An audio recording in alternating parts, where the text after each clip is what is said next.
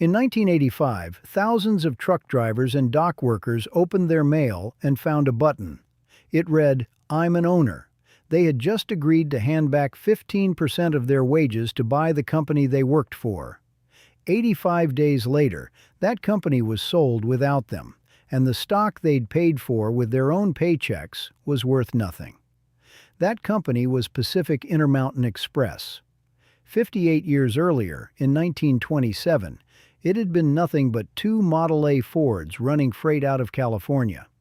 What turned two trucks into a coast-to-coast carrier wasn't patience, it was other people's failures. In the regulated trucking of that era, a carrier couldn't just decide to run a new lane. The routes were locked up in government-issued operating rights, and the fastest way to get them was to buy a company that already held them. So, Pi bought.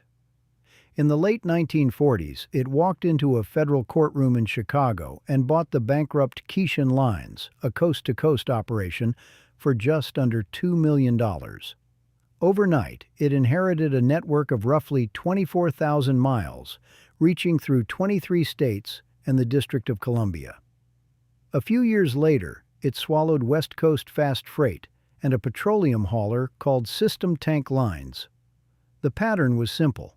When a competitor went under, Pi was there to pick up the roots and pick the carcass clean. By its own account, all that buying made Pi the largest trucking company in the world by the mid-1950s. That line shows up everywhere the company's story gets retold, and it's worth being honest about because it came from Pi itself. The independent numbers are less flattering. At the end of the 1940s, Pi was grossing around $14 million a year, while the biggest trucker in the country, a carrier called Associated Transport, was pulling in more than 25. Pi was big. Whether it was ever truly number one on the planet is a claim that rests mostly on Pi's own paperwork. Where Pi genuinely stood apart was on the road, in a machine a lot of drivers still recognize on sight.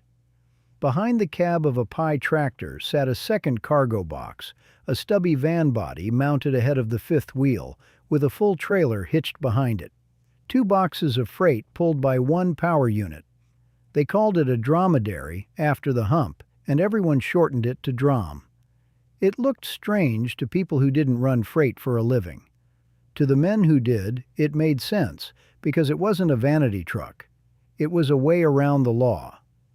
The tightest limit of that era often wasn't weight. It was length, how long your rig could be, bumper to bumper.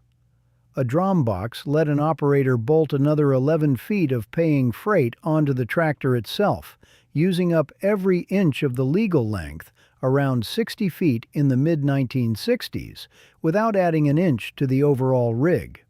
For a carrier, that extra box was close to free money. More paying freight moving down the same road, behind the same driver, burning the same fuel. Pi didn't invent the idea. It goes back to the West Coast around 1950. But the design Pi worked out with Peterbilt became one of the defining looks of the company, and for a lot of drivers, it's still the first thing that comes to mind when the name comes up. And like the cabovers that shared the road with them, the droms were eventually legislated out of existence. When the federal length rules were rewritten, only drom tractors already in legal operation on the 1st of December 1982 were allowed to keep running. The rest had no future. The same stroke of the pen that killed the cabover killed the drom. For a long stretch, Pi was simply part of the landscape. Its rigs ran coast to coast. Its name rode on thousands of trailers, and a job on a Pi dock or behind a Pi wheel was the kind of work a man could raise a family on. That's the part that makes the rest of the story hurt. Because the thing that actually killed Pi wasn't a length law. It was an owner that had never turned a wrench. In 1973, Pi was bought by IU International, a conglomerate out of Philadelphia. IU already owned a trucking company, Ryder Trucklines, which it had picked up back in 1965. For years, two separate carriers sat inside the same parent, and for years it didn't matter, because trucking was a protected business. Rates were set, routes were handed out by the government. A halfway competent carrier almost couldn't lose money. Comfort like that has a cost, though.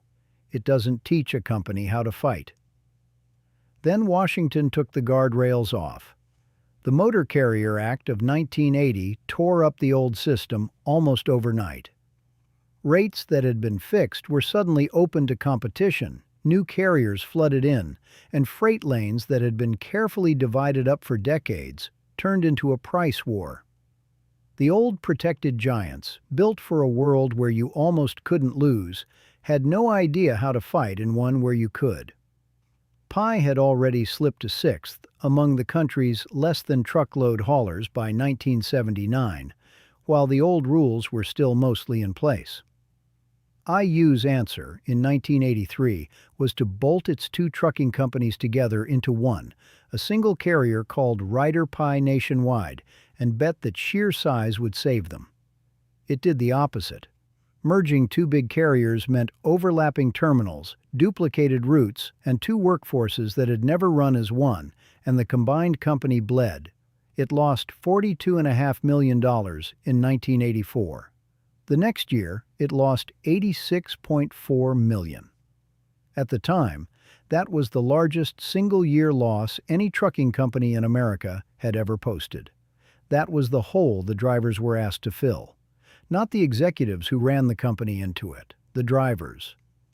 To keep Pi breathing, more than 8 out of 10 of its roughly 10,500 workers agreed to give up about 15% of their pay, something on the order of $250 million in wages over 5 years, in exchange for stock in the company they worked for.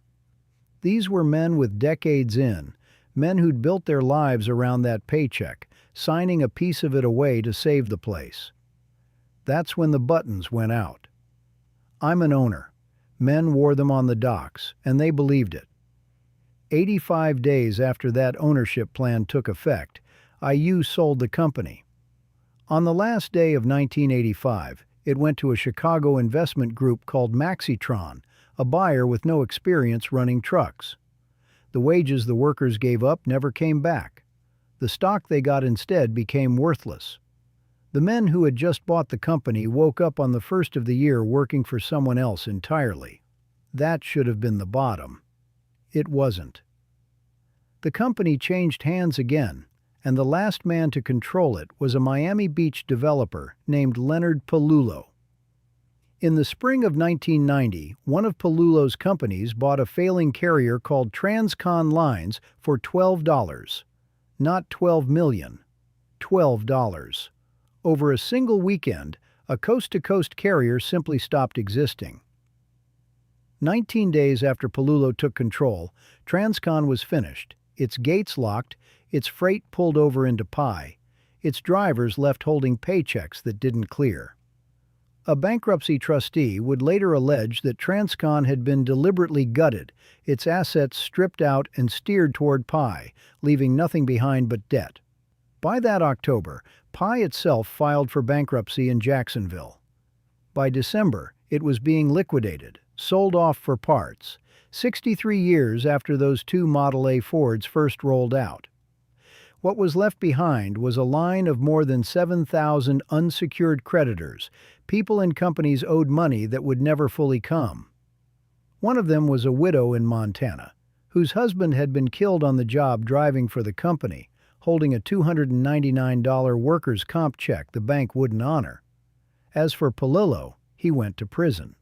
In the summer of 1991, he was convicted on 50 counts of wire fraud and racketeering and sentenced to 24 years, though that case ran through a savings and loan and another of his ventures, not the trucking lines he'd helped pull apart. The looting of the freight company was only ever an allegation in a bankruptcy court. The man at the center of it went down for something else,